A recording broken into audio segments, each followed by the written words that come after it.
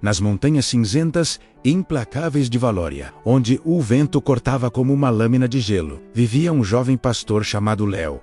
A sua vida era uma rotina de pastoreio, cuidando do rebanho da sua aldeia contra os perigos da natureza. Mas um perigo maior pairava sobre eles: o Grifo das Sombras, uma criatura mítica que, segundo as lendas, despertava a cada geração para reivindicar as montanhas. O avô de Léo, um homem de poucas palavras e muitos silêncios, carregava no rosto as cicatrizes de um encontro com a fera em sua juventude, um conto de terror sussurrado ao pé da lareira nas noites de inverno. O medo era um manto pesado sobre a aldeia. Os anciãos propunham sacrifícios e orações, enquanto os jovens guerreiros afiavam suas espadas, planejando uma investida corajosa, mas talvez imprudente. Léo, no entanto, sentia um tipo diferente de medo. Não era apenas o terror da criatura, mas o medo paralisante de ver sua comunidade se despedaçar pela inação ou pela precipitação. Ele via a fome nos olhos das crianças à medida que os rebanhos diminuíam e o desespero nos rostos dos seus vizinhos. Certa noite, Léo subiu até o ponto mais alto que se atrevia, observando a silhueta da montanha proibida contra o céu estrelado. Ele lembrou-se das palavras do seu avô, ditas uma única vez: "A coragem não é a ausência do medo, rapaz. É a força que você encontra para agir, apesar dele." Naquela noite, Léo tomou uma decisão. Ele não enfrentaria o Grifo com uma espada, pois não era um guerreiro. Ele o enfrentaria com o que conhecia melhor: as montanhas e a sua própria resistência. Seu plano era arriscado, nascido do desespero e da observação. Ele havia notado que o Grifo sempre atacava seguindo os mesmos padrões, utilizando os desfiladeiros estreitos para encurralar as presas. Léo passaria semanas mapeando um novo caminho para os rebanhos, uma rota perigosa através de passagens esquecidas e terrenos traiçoeiros que contornavam as áreas de caça da criatura. A jornada foi um teste brutal. Ele enfrentou ventos cortantes que ameaçavam jogá-lo de penhascos, noites geladas com apenas uma fina manta para se aquecer e a constante sensação de estar sendo observado. O medo era seu companheiro constante, um sussurro gelado em seu ouvido a cada passo incerto. Houve momentos em que a exaustão e a dúvida quase o venceram. Ele se sentou em uma saliência rochosa, o corpo tremendo de frio e esforço, e pensou em desistir. Mas então, a imagem de sua aldeia, dos rostos de sua família e amigos, surgiu em sua mente. Ele não estava fazendo aquilo por glória, mas por eles. Essa lembrança foi o combustível que reacendeu sua determinação. Ele persistiu, marcando o caminho com pequenas pilhas de pedras, testando cada passo, memorizando cada curva. Sua pele ficou curtida pelo sol e pelo vento, e seus músculos, antes de um simples pastor, tornaram-se duros como a rocha que ele escalava. Ele não estava apenas criando um novo caminho, estava forjando a si mesmo no fogo da adversidade. Finalmente, após o que pareceu uma eternidade, ele retornou à aldeia. Estava magro, exausto, mas seus olhos brilhavam com uma nova luz. Inicialmente, os aldeões o receberam com ceticismo. Como um simples pastor poderia ter sucesso onde guerreiros temiam ir? Mas seu avô, vendo a mudança no neto, levantou-se e falou pela primeira vez em muito tempo sobre sua própria experiência. Ele não descreveu a força do Grifo, mas sim a força interior que o manteve vivo. Sua voz, embora fraca, deu credibilidade a Léo.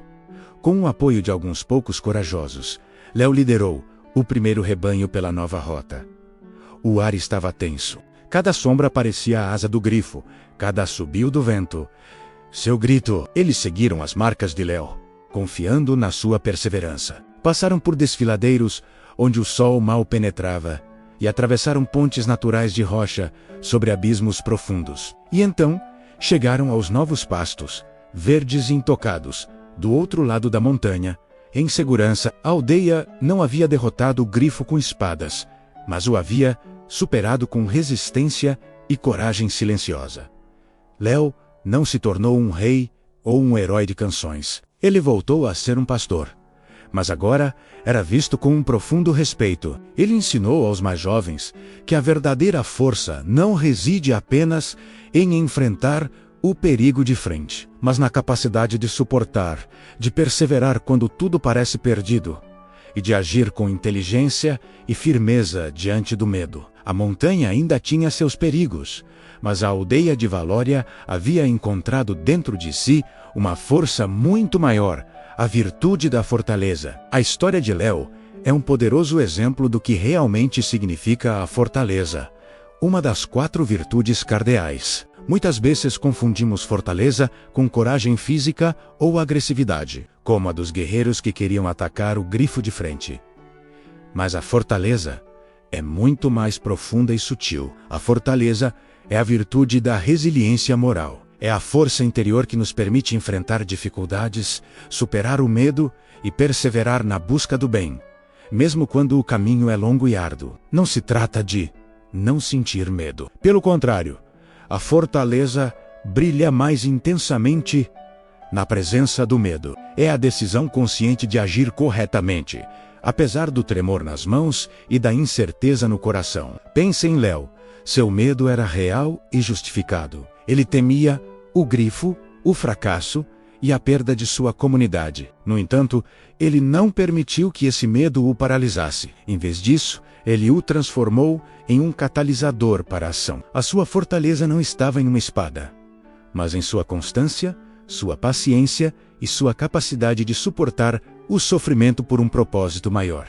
Essa virtude se manifesta de 2 maneiras principais: atacar e suportar. Atacar aqui não significa violência, mas sim tomar a iniciativa para remover os obstáculos que nos impedem de fazer o bem. Léo atacou o problema ao mapear uma nova rota, uma solução criativa e corajosa. Mas a parte mais desafiadora da fortaleza é, muitas vezes, suportar. É a capacidade de aguentar, de resistir, de perseverar diante da dor, da tristeza e da fadiga, sem desistir dos nossos princípios. É a maratona, não a corrida de 100 metros. Léo suportou a fome, o frio e a solidão em sua jornada. Sua vitória não foi um momento de glória, mas a soma de incontáveis momentos de resistência silenciosa. No nosso dia a dia, a fortaleza não nos pede para enfrentar grifos, mas desafios igualmente assustadores. Pode ser a força para manter a integridade em um ambiente de trabalho tóxico,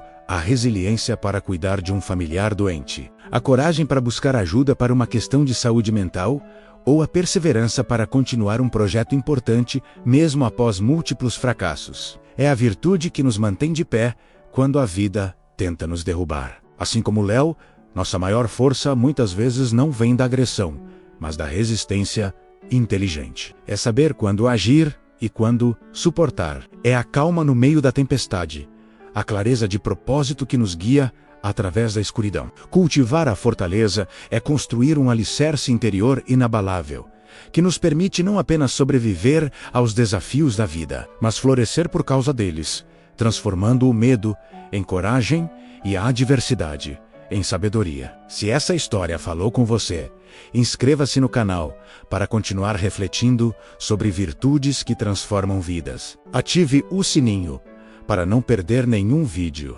Compartilhe com alguém que precisa ouvir essa mensagem hoje. E agora eu quero saber: qual foi a situação mais difícil que você enfrentou e que exigiu toda a sua força interior? Ou comente a frase: a fortaleza é a coragem de ser constante. Obrigado por assistir até aqui. Que a fortaleza guie seus passos. E nos vemos no próximo vídeo.